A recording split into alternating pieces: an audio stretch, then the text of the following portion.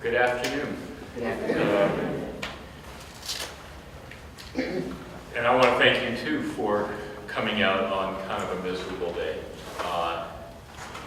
But on a nicer note, I want to thank the Friends of the Library and Aaron Matera for inviting me up here. I've never been to this library before, but I will say, what a treat. Just even walking in the building, and we came in and I was looking for Aaron, and somebody said to go downstairs, and I went downstairs and then walked into the children's section. Oh, that was so cool. That was really nice. And so, it sounds like, it looks like you have a great treasure here. So I am honored to be here, and I thank you for inviting me.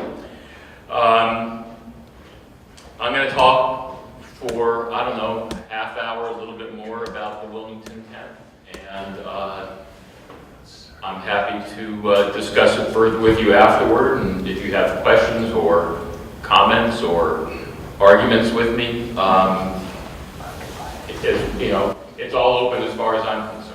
So I am going to start, and I'm going to start not at the beginning of the events that led to the Wilmington Ten, but I'm going to start at their pardon of innocence.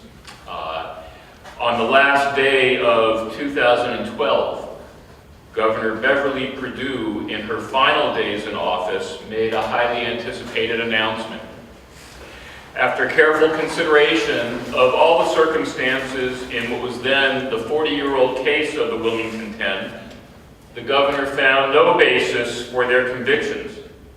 The state's conduct in the case was so outrageous, she said, that she issued pardons of innocence to Ben Chavis, Ann Shepard, Willie Earl Vereen, Joe Wright, Connie Tyndall, Reginald Epps, Wayne Moore, Jerry Jacobs, James McCoy, and Marvin Patrick. Their trial was unfair and a misappropriation of justice, she said.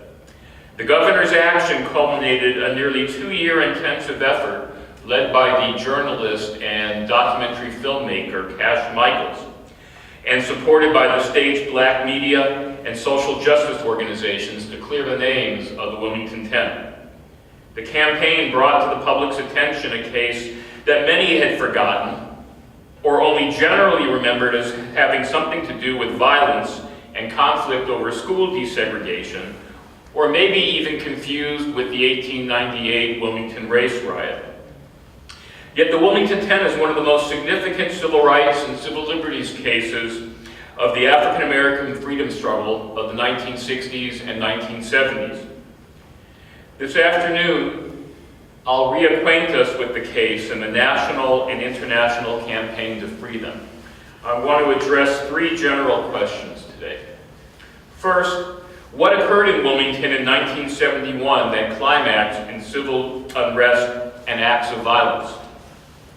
Second, why were 10 individuals, most of them high school students, framed for crimes emanating from those disturbances? And third, how did a movement develop to deliver them justice, and what was the significance of that movement for our understanding of the African American freedom struggle? So that's what I want to talk about over the next little bit this afternoon. In February of 1971, black high school students in Wilmington had reached their limit. They were angry at the process by which the New Hanover County school system implemented a federal court order to desegregate. It was a process in which neither they nor their parents had a say. When they presented the plan to shut down black Williston High School in 1968 and disperse its students to 2 majority white schools, New Hanover High and Hoggard High.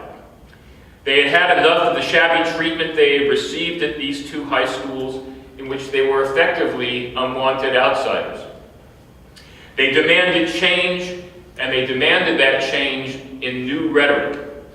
They issued a manifesto called "What We Want, What We Believe, whose title was appropriated from the Black Panther Party's 10-point program, which in turn was borrowed from the Nation of Islam's Muslim program.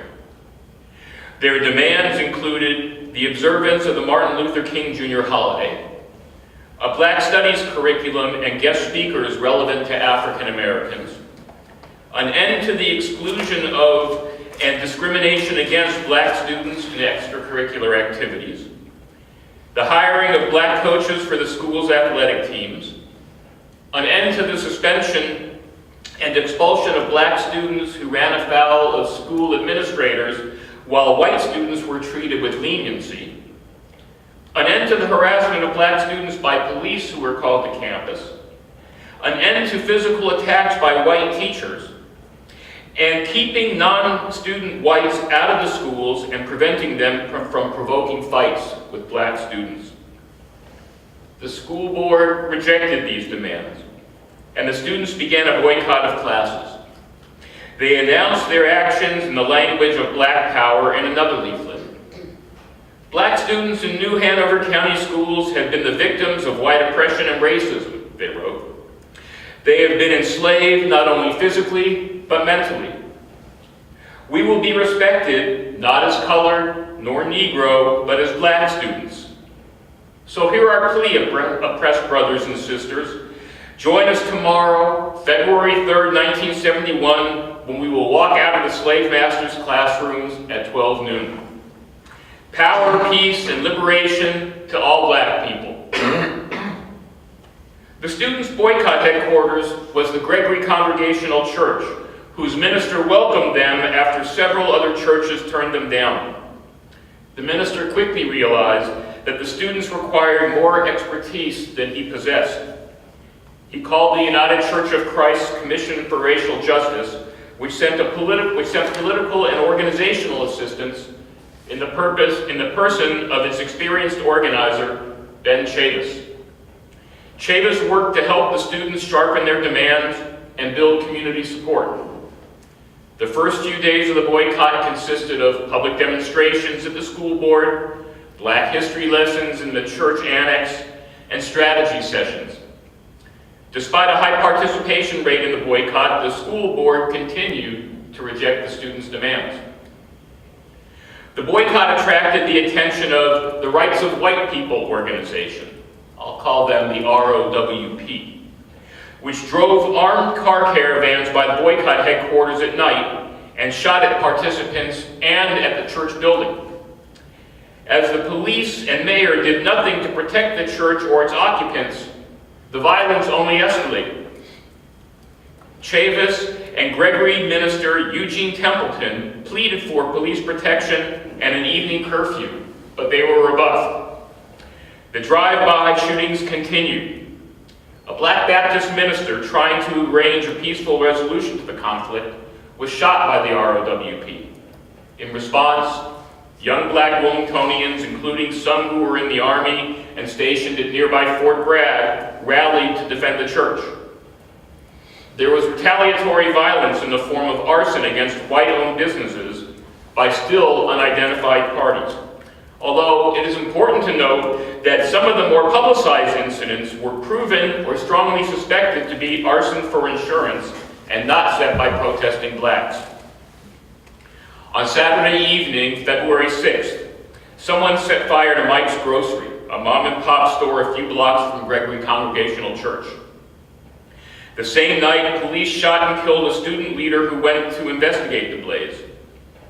And the next morning, Harvey Cumber, a local white supremacist, drove through police lines, got out of his car, and prepared to shoot a gun at the church. But he was shot and killed by someone as yet unidentified before he could shoot off his gun. And it was this incident, not the attack on the church and ROWP's threats, that caused the city to take action. The mayor declared a curfew and called in the State Highway Patrol and National Guard, who stormed the church. The boycott was broken, and students returned to school. Martial law imposed an uneasy calm on the city, yet the skirmishes in the schools and the community continued for some time. The ROWP continued their provocations for months, though they were slightly toned down. And there definitely was not a climate of justice. In fact, during one court proceeding immediately after the February violence, a judge chastised the Wilmington chief of police for not acting more forcefully against the boycotters in Gregory Congregational Church.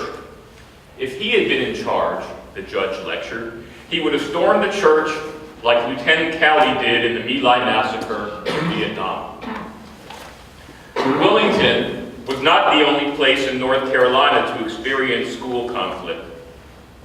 Around the same time across the state, as far east as New Bern and at least as far west as Lenoir, clashes erupted over school desegregation. African American students and parents asserted claims for equal education on a desegregated basis, and whites struggled to manage the desegregation process to their advantage by controlling, for example, which schools in a given district would close, or which teachers and administrators would be hired in the desegregated schools and which let go, or how racial friction on school property would be handled. In most instances around the state, the school battles were limited. There were hallway fights, or a protest, or a march, or perhaps a short and spontaneous walkout, and then things returned to normal. A few places were different. Wilmington was one of them. Greensboro was another. What made them different was the existence of organizations that had well-developed critiques of the racial order. In Wilmington and Eastern North Carolina, the leading group was the Commission for Racial Justice of the United Church of Christ. In Greensboro and a few other cities in the state, the Youth Organization for Black Unity, or YOBU, was most important. Not surprisingly, their networks overlapped. Their critiques connected racial oppression to the government's wider domestic policies, including the functioning of the criminal justice system. They linked the fight against the oppression of African Americans with the fight against the United States' support for apartheid and Portuguese colonialism in Southern Africa. Some of them identified capitalism as the source of racial oppression. In addition to propagandizing for a radical overhaul of American society, these organizations were exceptionally skilled at finding allies in the struggle and developing specific demands that they could support, even if those allies could not readily support the long-range goals. In other words, these organizations were more than sects. They were successfully building popular movements. The combination of radical analysis and practical success caught the attention of North Carolina and federal authorities, who planned to trap them in the same type of COINTEL programs that had ensnared the Black Panther Party. We know from documents made available after Freedom of Information Act requests that the State Bureau of Investigation, the Federal Bureau of Investigation, and the Bureau of Alcohol, Tobacco, and Firearms had agents that had been tracking Ben Chavis and the situation in Wilmington, especially after the events of February 1971. The opportunity to begin to frame Chavis and whoever else was necessary to make the charges stick arrived in May of 1971, just a few months after the violence around Gregory Church. Alan Hall, a participant on the margins of the school boycott, was arrested on unrelated charges. He asked Chavis and a local black nationalist organization under his guidance to help him. When they said they did not have the resources to assist, an angry Alan Hall fell out with them.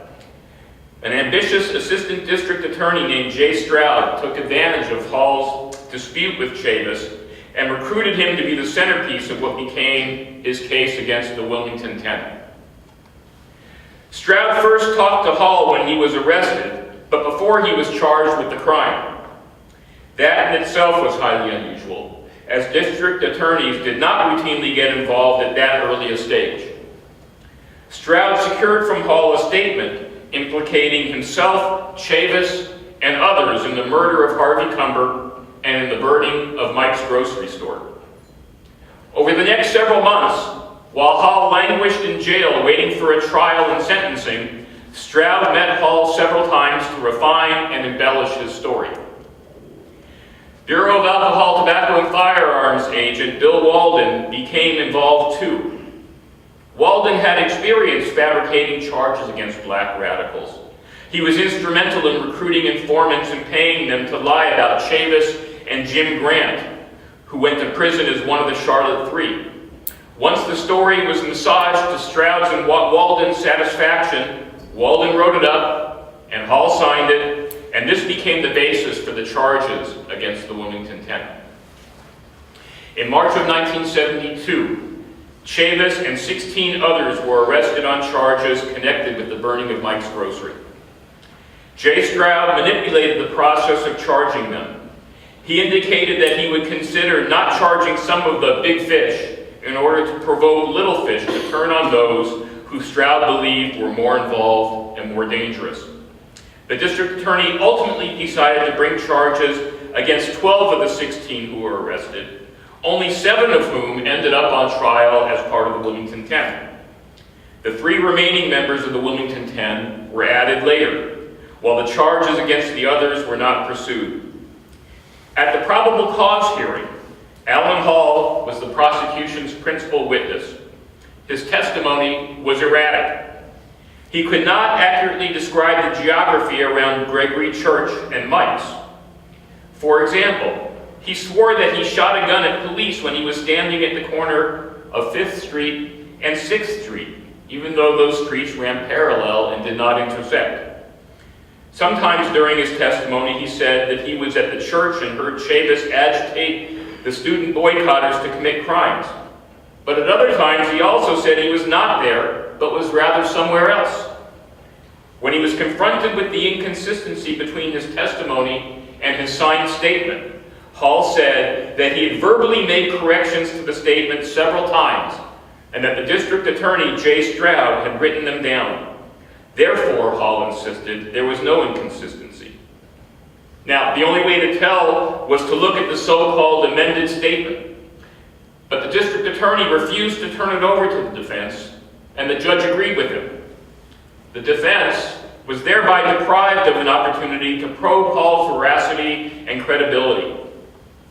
During cross-examination by defense attorney James Ferguson, Alan Hall jumped off the witness stand and lunged to attack Ferguson. Hall's entire performance and the arguments over whether the so-called amended statement should be available to the defense were repeated at trial. In the former instance, the judge blamed Ferguson in the presence of the jury for Hall's outbursts. In the latter instance, the judge continued to keep the so-called amended statement away from the defense. District Attorney Stroud's case consisted primarily of a single eyewitness who definitely identified the 10 as people who conspired to burn Mike's. In this, Alan Hall was sure, but otherwise he could not get his story straight. For his testimony, Hall received special treatment. He was let out of jail to visit his mother at her home.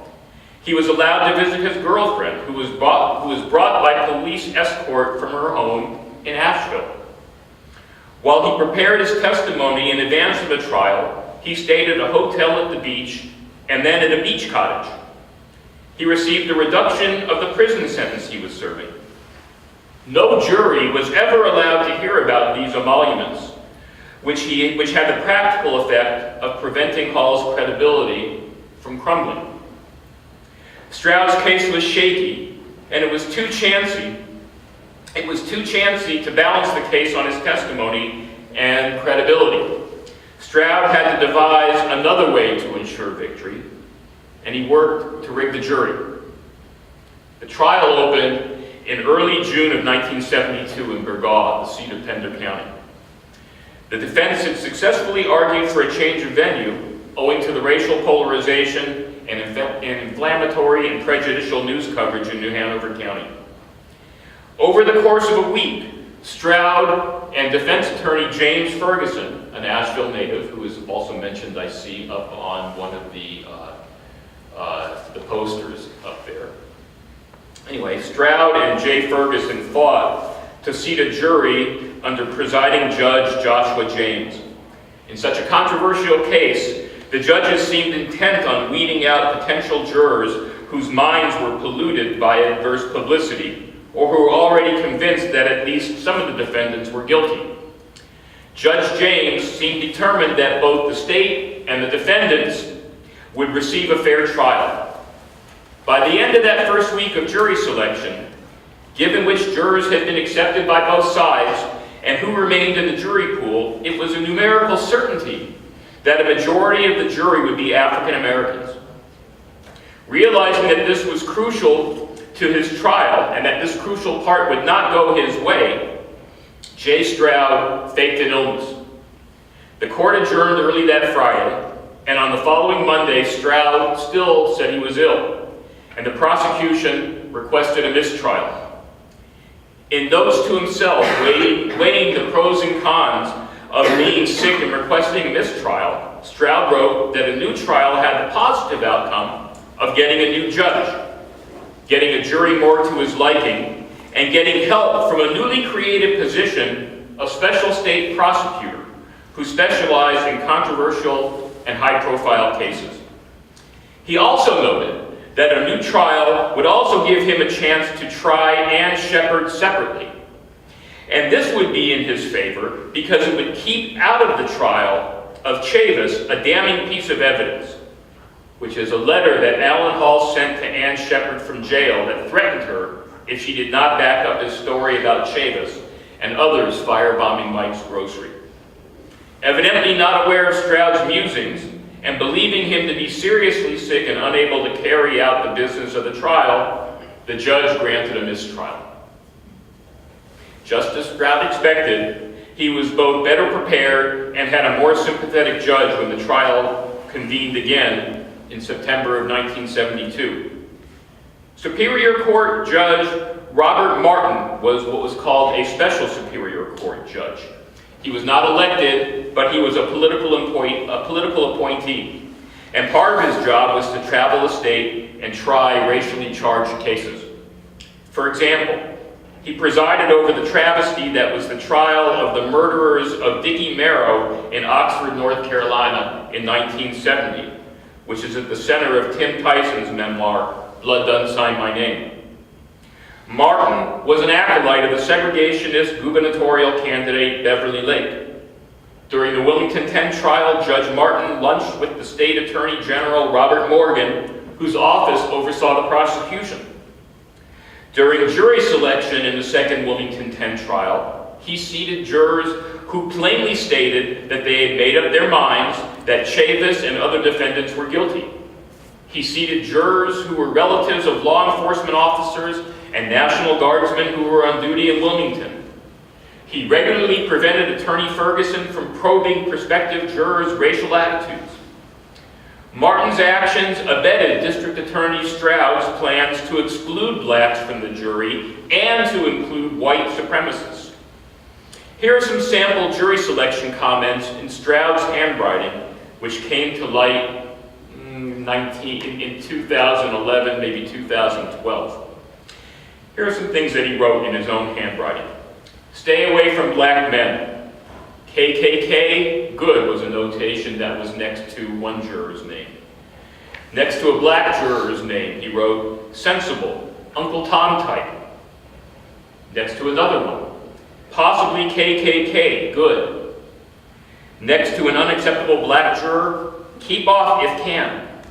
And next to a white juror, fine, underscored, fine, probably KKK. So, with a jury that was hostile, with an eyewitness, and I'll put eyewitness in air quotes, with an eyewitness who lied on the stand with the help of the district attorney, and a judge who handicapped the defense and colluded with the prosecution, it was hardly a surprise that the Wilmington Ten were convicted and sentenced to a total of 282 years in prison for burning mics, for conspiring to burn mics, and shooting at police and firefighters when they responded to the fire mics. So, they're convicted, the jury deliberated just a matter of hours, and in many cases, that might have been the end of the story. 10 people sent to prison, lives ruined in order to make somebody pay for what occurred in Wilmington, and to interrupt the development of a radical black nationalism, of which North Carolina was a center. But it was not the end of the story. That the struggle continued was due to excellent legal counsel, primarily from the law firm of James Ferguson and the late Julius Chambers. Ferguson and others under his direction and leadership persisted through the multiple stages of the appeals process in both state and federal courts. Yet, as North Carolina Central University law professor Irv Joyner said, and Irv Joyner was in the middle of the work of the Commission for Racial Justice in the 1970s. As Professor Joyner noted, even the best legal work by itself was not capable of securing justice for the Wilmington Ten. For that to happen, the very radical movements that the federal and state government sought to suppress had to be able to persist and thrive. As I said earlier, in North Carolina, the radical movement was personified by Ben Chavis and the Youth Organization for Black Unity, among others. Nationally, it was the National Alliance against Racist and Political Repression, which was aligned with the Communist Party of the United States. The danger these organizations posed to the authorities, in the authorities' eyes, was not only in their radical critiques, although what used to be called consciousness raising and political education was vitally important. Rather, they were adept at linking their ultimate goals to a variety of local struggles. They found allies among all sorts of folks, including African Americans who had never before been politicized, black high school and college students, white liberals like the Reverend W. extended to the causes that had traditionally been identified with progressive whites, and also extended to an emerging stratum of black elected officials and people who aspired to political office and entry into traditional politics. The Wilmington Ten was such a shocking example of political repression that it became a tribune through which many other grievances were expressed. Nationally, that meant that the National Alliance Against Racist and Political Repression was able to tap into a prisoner support movement, circles of 1960s era radicals who continued their fight against Richard Nixon's abuses of power, some labor unions that were looking to organize the South, and a network of civil liberties-minded attorneys and elected judges. In North Carolina, the Commission for Racial Justice placed local organizing at the center of what it did. The Wilmington Ten case brought together people who were demanding greater access to public higher education, an end to police brutality, the reform of law enforcement, and on a world scale, the overthrow of apartheid, among other currents of dissent. Because of the egregious repression during the Nixon administration, even those who sought incorporation into the political system were open, even eager to join the ranks of leftists and radical nationalists on the Wilmington Ten and other issues. Joy Johnson, the second African American elected to the General Assembly in the 20th century, summed up matters this way. To those blacks who wish to work inside the system, ride on. To those who wish to work outside the system, ride on. To those who favor violence, ride on. To those who favor nonviolence, ride on. To the integrationists, ride on. To the non-integrationists, ride on. To the young, ride on. To the old, ride on. To all of you, ride on if it means we work together in a spirit of unity. Now, Joy Johnson was not a left-winger.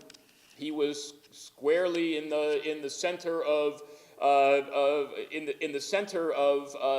that political universe of black elected officials who were trying to become part of the political system. They weren't talking about tearing down the political system. So if Joy Johnson is talking about this, this is indicative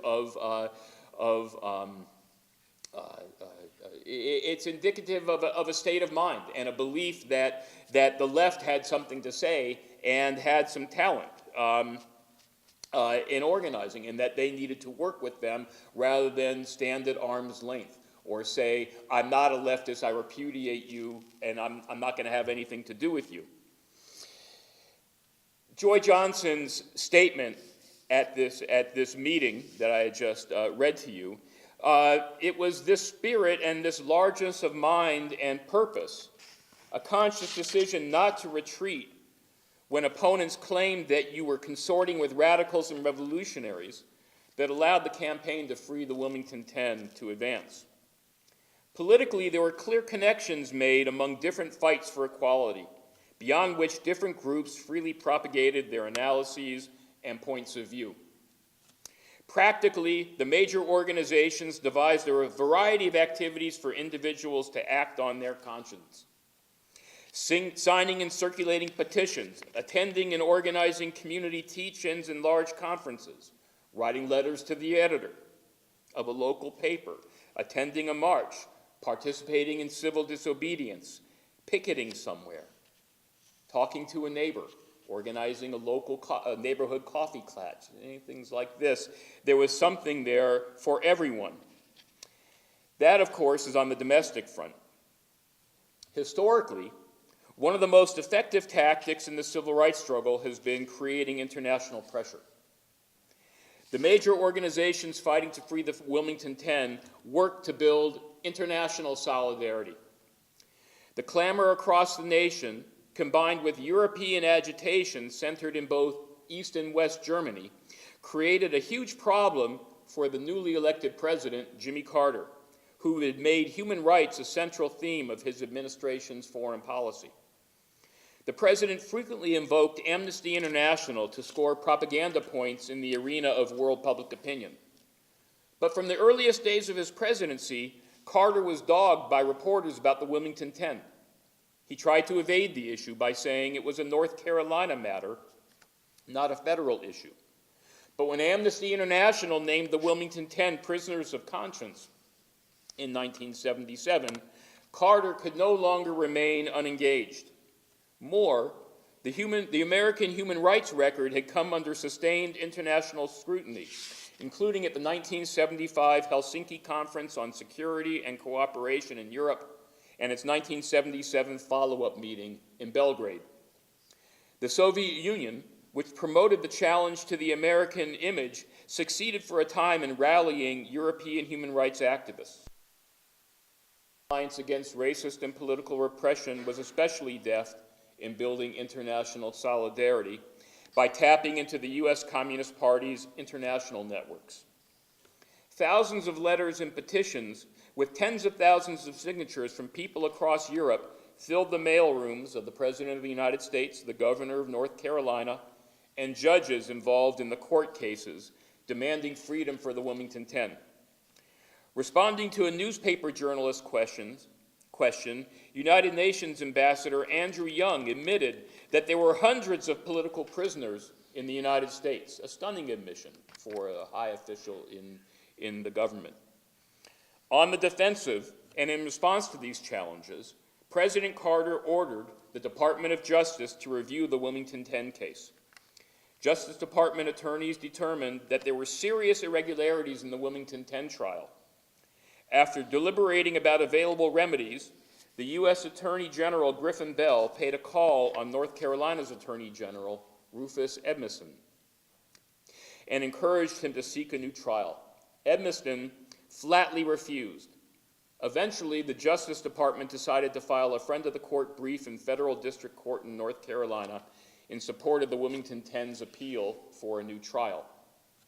In 1976, the newly elected governor, Jim Hunt, a politician with a progressive reputation, dodged all questions about the Wilmington Ten on the campaign trail. He said he wanted to wait for all of the appeals to conclude before he decided what, if anything, he could do. The problem, though, was that the new governor pretended that the state appeals court process was impartial when it was anything but impartial. The State Court of Appeals completely discounted the well-documented instances of irregular jury selection. The court affirmed the trial judge's decision not to let the defense examine Alan Hall's amended statement. And the justices praised the trial judge's comportment and the way he conducted the trial. It is more than a coincidence, I think, that the trial judge had been elevated to the Court of Appeals, though he had not sat in on the appeal itself. After the unsuccessful appeal, Alan Hall recanted his testimony. In substance, he said that he had lied when he testified at trial, that he saw the Wilmington Ten conspire to burn mics, and then burn mics. He said that he lied at District Attorney Jay Stroud's behest and was prepared by Jay Stroud and BATF agent Bill Walden. He said that he was given inducements to lie as well as threatened if he did not cooperate. These revelations led to a federal grand jury investigation into Jay Stroud's misconduct, though the jury declined to indict Stroud. Hall's recantation also led to a state court post-conviction hearing in which a judge reviewed the case and new evidence. The hearing lasted 10 days in May of 1977 and produced more than 1,600 pages of testimony plus a clutch of written documents.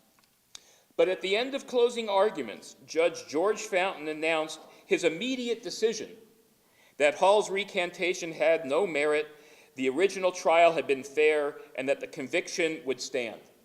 So he listened to 10 days of testimony.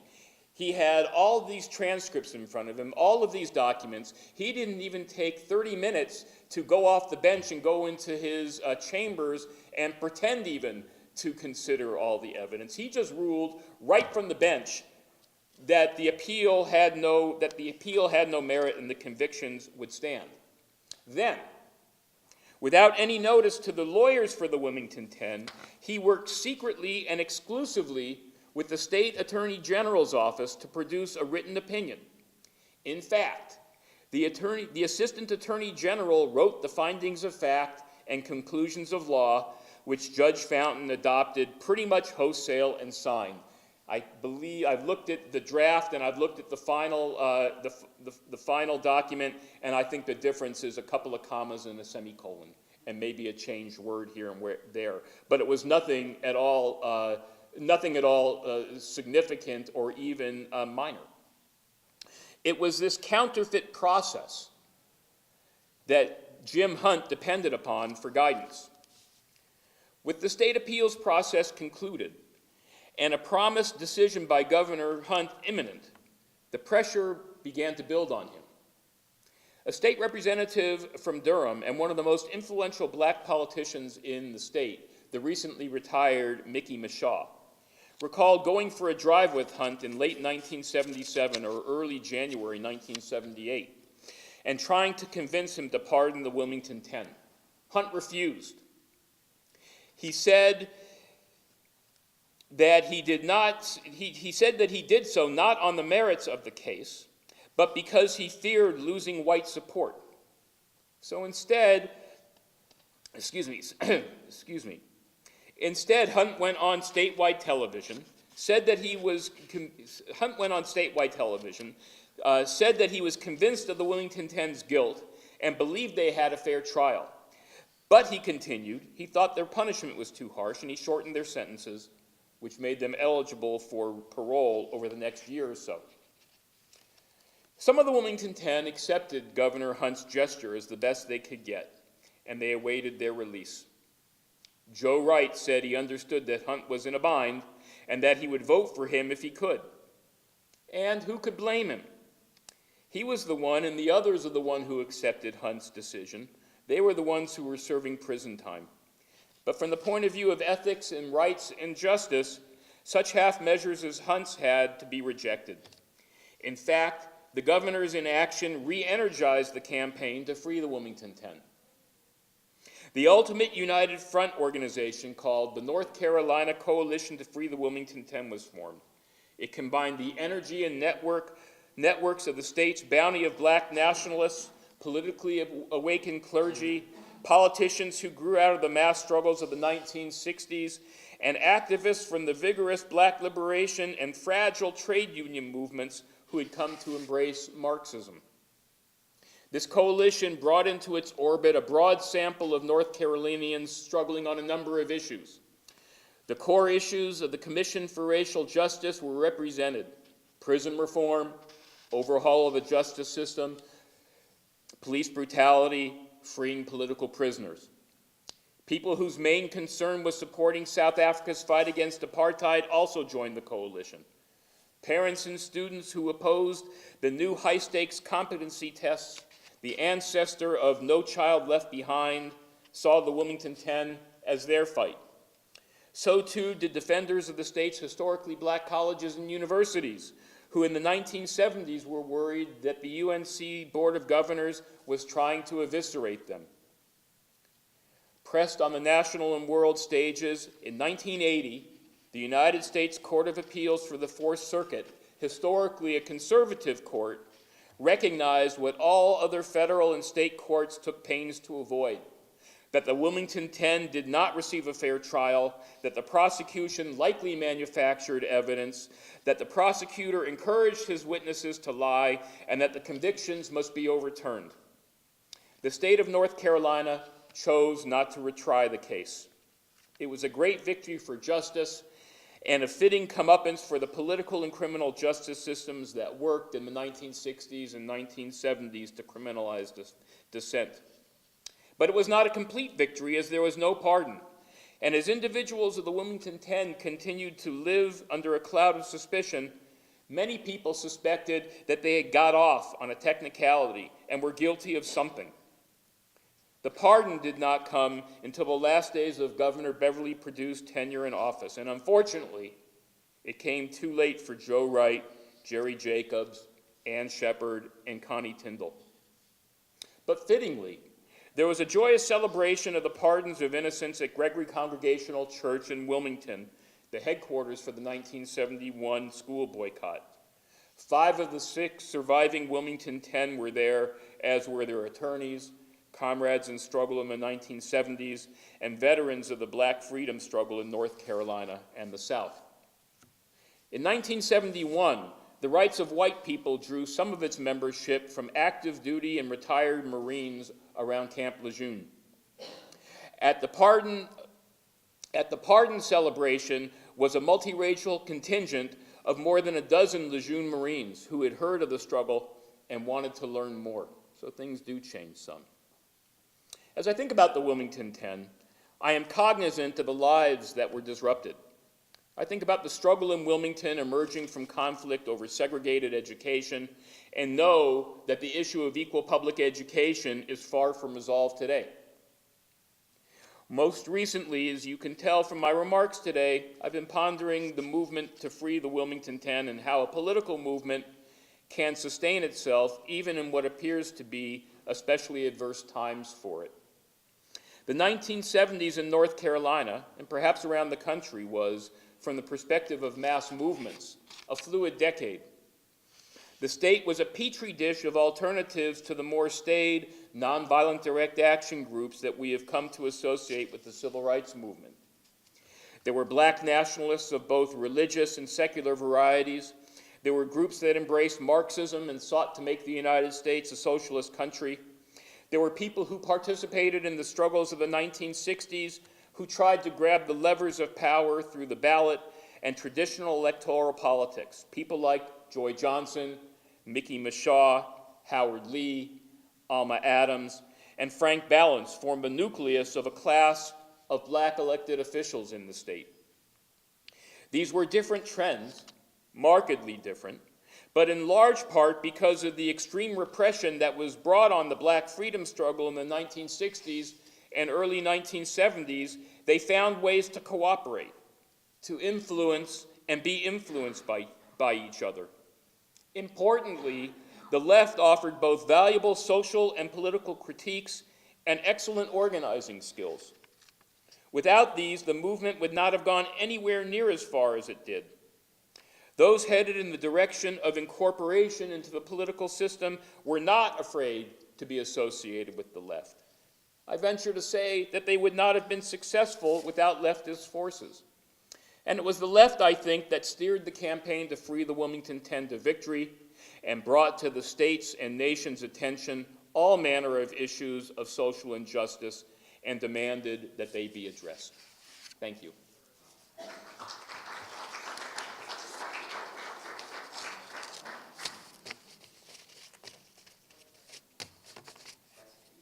Yeah, oh, yes, absolutely, yes. What became of the unethical attorneys and judges? Well, that's a good question. I know what happened to Jay Stroud.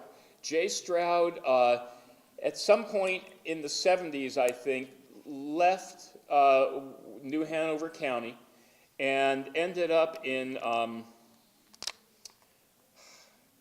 want to say Catawba County, but it was out you know, there, where he worked for the state attorney.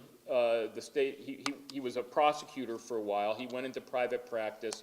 He suffered some debilitating mental illness, ended up homeless for a while, moved back to the coast and was living in Wrightsville Beach and is dead. That happened to him. Rufus Edmiston is still around. I just saw him on TV the other day.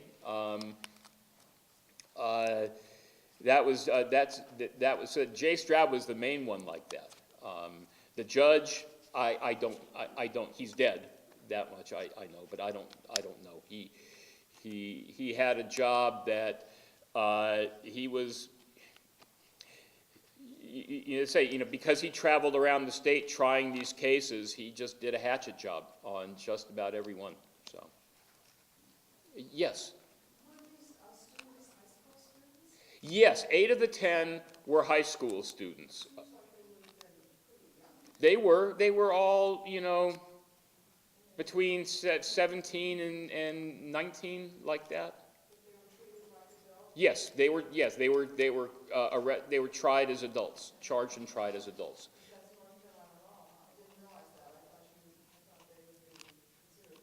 Like in juvenile court, that's not our way. We like to put people in jail at a young age. Although that recent, the raise the age thing does make a difference. Yes. What initially sparked your interest in the case? Yeah, there was a scholarly interest and a practical interest. So I remember, I don't remember the events of 1971, but by I was living in California at that time. I grew up and lived for my first, I guess, 20 years or like that in California.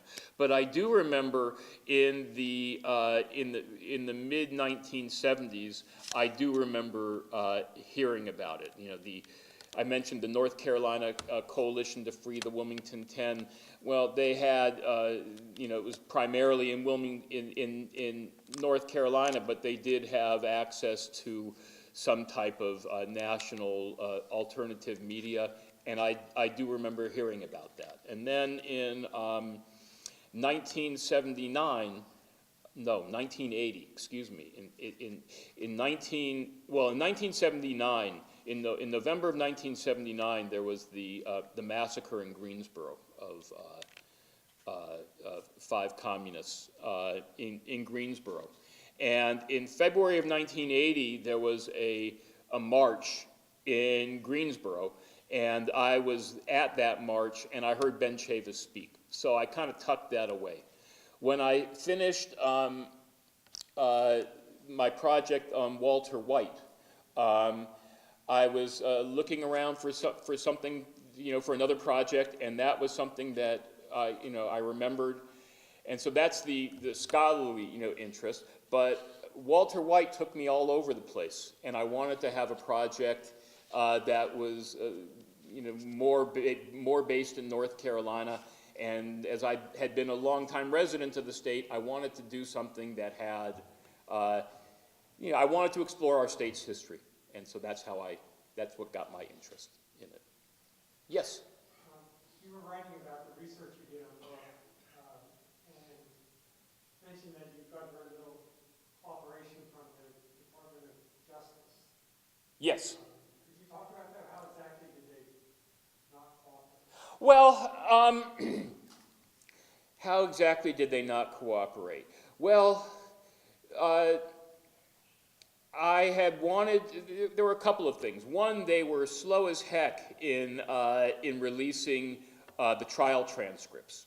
and releasing any information that they had about the Wilmington Ten, and they had a lot. And so that was one. They dragged their feet for years.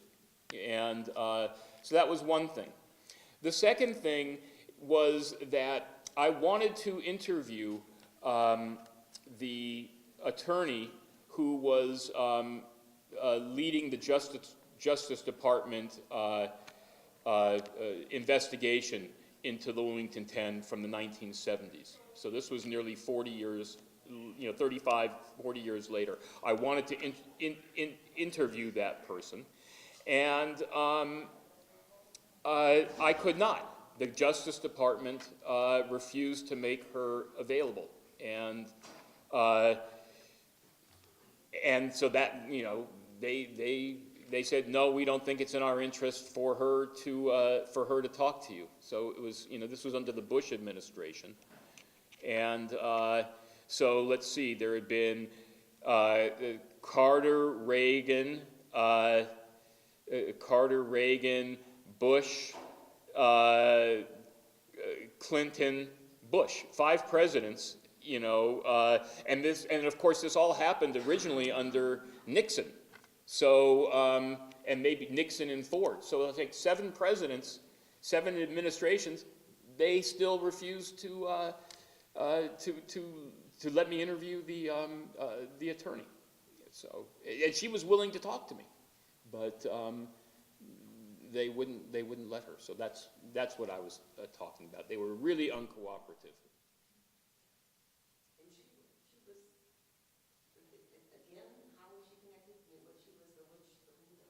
The person that I wanted to interview, she was the Justice Department attorney. She was in the Civil Rights Division, and she's still in the Civil Rights Division, unless she's retired. But she was in the Civil Rights Division of the Justice Department that oversaw the investigation into the Wilmington Ten. So after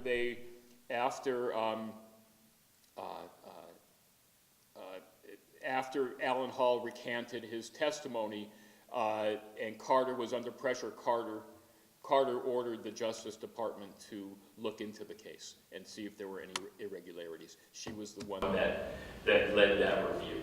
And there was a report at the end of that review? And they declined to indict. They said there wasn't enough. So I'll tell you a quick story about this. So Jay Stroud was required to turn over all of his files to the Justice Department. And he turned over a bunch of stuff from his, from trial. But what he didn't include in it were things like his jury selection notes. None of that had been turned over, and that was discovered in the early 21st century when I think he's still the current district attorney for New Hanover. I think it's New Hanover and Pender County. I think it's a combined district. He was cleaning out his office and discovered this box of stuff in a closet, and that was then turned over to the Southern Historical Collection at UNC Chapel Hill, and I was able to to get a look at it there. So Stroud, even that he was up to his to no good. So yes. Well,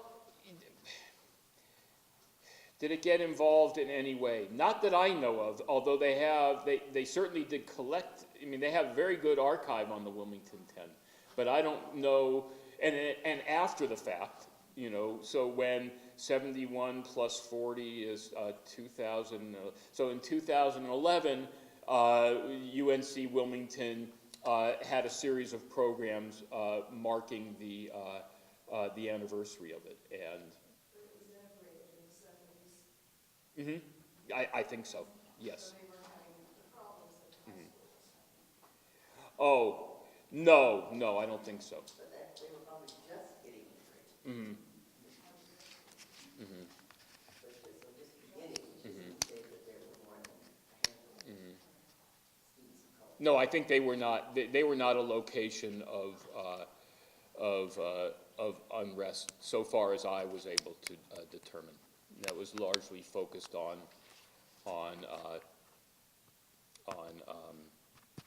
the high school.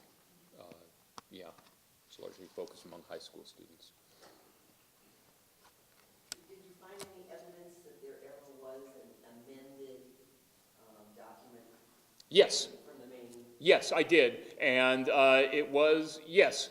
I did read it. It was filed in the appeal to the, it was filed with the appeal to the Federal District Court in eastern North Carolina.